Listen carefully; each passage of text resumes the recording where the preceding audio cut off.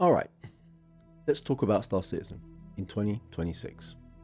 Cloud Imperium Games just released their letter from the chairman, wrapping up what they officially called the Year of Playability. Now, if you don't know what letter from the chairman is and you're new around here, every year CIG and Chris Roberts, the founder and the creator of Star Citizen and Squadron 42, writes a letter to the community and the players. In this one, it's signaling, as I said, a wrapping up of what they officially called the Year of Playability.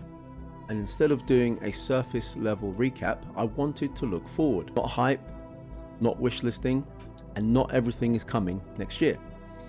This video is about what 2025 actually set up, what CIG are clearly signaling for 2026, and just as importantly, what probably isn't happening yet.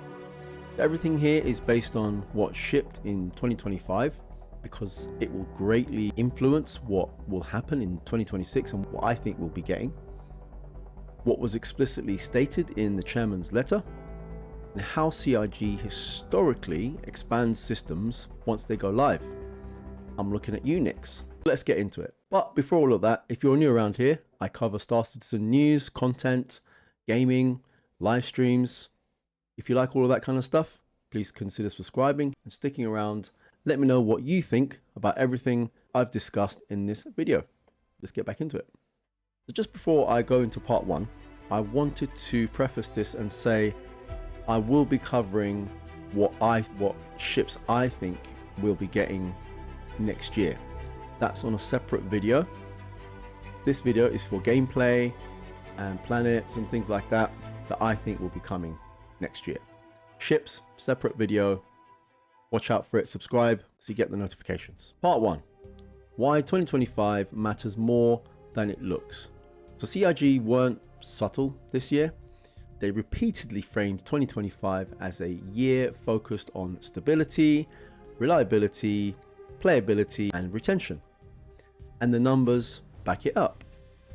They had 64 million hours played in Star Citizen, a record concurrency of players, a major reductions in disconnects, and they also had faster patch cadence than any previous year. Now I can hear a lot of you again typing in the comments, oh, but I had a 30k recently and bad experience. I'm just telling you what CIG have said. Here's the key point. 2025 was not about finishing systems. It was about making the foundation usable. Server meshing going live, multiple star systems in a single year, engineering finally entering the PU, environmental gameplay becoming systemic instead of scripted. This wasn't about wow moments, it was about making the game hold together. And that matters because 2026 builds directly on that foundation. Part 2. Server meshing goes dynamic.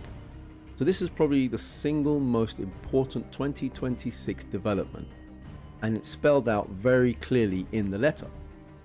Dynamic server meshing. So that means servers reconfigure in real time, player density determines resource allocation, no more static server boundaries. So why does this matter? Because static meshing lets you exist. Dynamic meshing lets you scale. This is what enables large org operations, fleet scale events, high population conflict zones, instanced areas that still live inside the shared universe. So CIG also mentioned something important here. Their instance gaming, leveraging meshing tech for instance gameplay. That tells us 2026 is likely the year where controlled PvE content, narrative missions, high difficulty encounters can finally exist with the open universe without breaking everything. This is foundational MMO work. It's not flashy, but it's critical. Part 3. Engineering is not done. Engineering shipped in 4.5, but CIG are very clear. This is version 1, so tier 0 or tier 1, however you look at it. 2026 is almost certainly going to be about balancing engineering workloads, and I've mentioned this in a lot of my live streams as well. and my other videos. Refining is going to be about refining solo versus multi-crew viability, integrating future systems into engineering, and they explicitly name physical armor and destruction. So for those of you who have been around Star Citizen as long as I have, that's called the Maelstrom. Also explicitly name shield generators and emitters and crafting. So this tells us engineering becomes like sort of hub system. Everything is going to plug into it. Damage, repair, logistics, resource management. What you probably won't see in 2026 is as a perfect balance. And this is typical of Star Citizen, guys. You'll never see a perfect balance, but we're getting there soon, right? You won't see zero friction, and you won't see engineering becoming optional. So CIG actually want friction. They want decisions.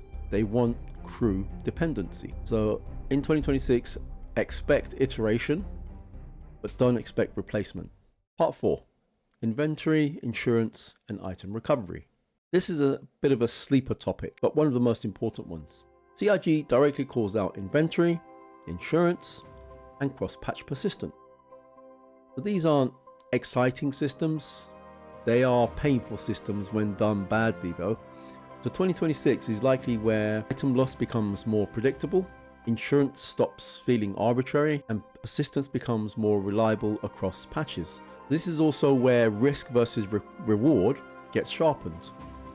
So if you're hauling valuable gear, components, or cargo, a loss should actually matter, and recovery should also be possible, and exploits should shrink. I'm looking at all you guys that are doing the duping glitch in the game right now. This is classic MMO maturation, and honestly, it's overdue. Part 5. Planets get deeper, not just prettier. The Genesis planets are a big deal.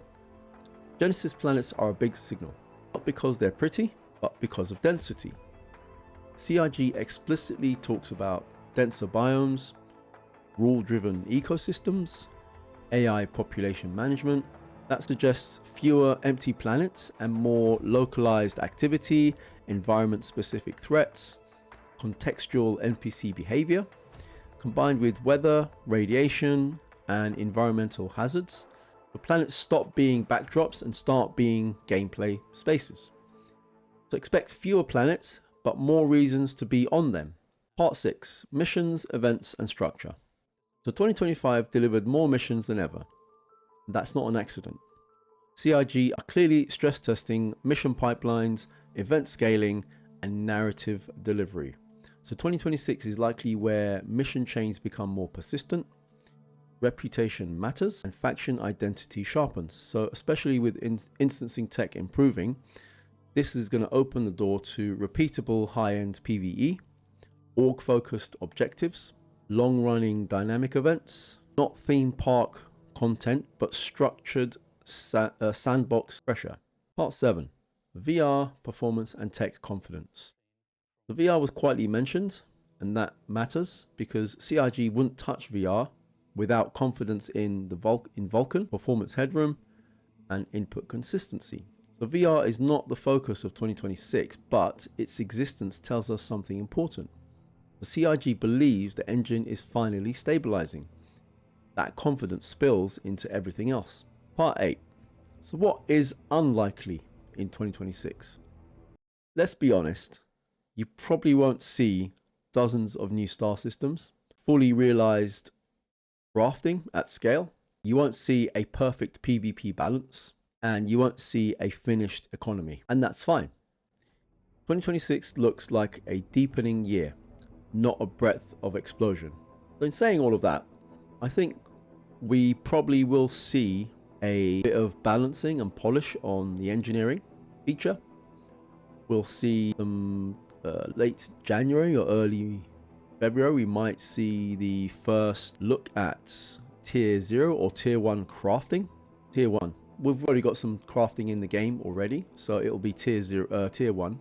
And that'll come in late February, early March in the PTU. And then maybe it'll go, I think it'll probably go to live at the end of Q1 or early April. And In terms of planets, I think we will see all 3 planets in Nyx. So Nyx 1 is going to be the first planet where we see the first iteration or the first live view of Genesis Planet Tech. So I think we'll get that in Q1 next year, and Q2, and depending on how that pans out, we'll probably get Nyx 2 and Nyx 3 next year as well, but by the end of the year I think. And we'll see, as I said, we'll see crafting, we'll get Nyx 1, and we might see some more instanced gameplay, narrative driven gameplay like we did with the Onyx facilities and all that stuff, the AXD facilities and that kind of thing. So in conclusion, 2025 made Star Citizen playable. The 2026 looks like the year it becomes structured, scalable, and meaningfully persistent. It's not going to be finished, it's not going to be polished, but finally behaving like the MMO it's always claimed to be. So if CIG execute on even half of what they're signaling here, Star Citizen will feel fundamentally different by the end of 2026, not because of hype, but because the systems finally support each other. Thank you guys. If you found this useful, consider liking the video. It genuinely helps. And if you're interested in grounded Star Citizen analysis without the marketing spin, feel free to subscribe and hit that like button. Thanks for watching. Captain Turk out.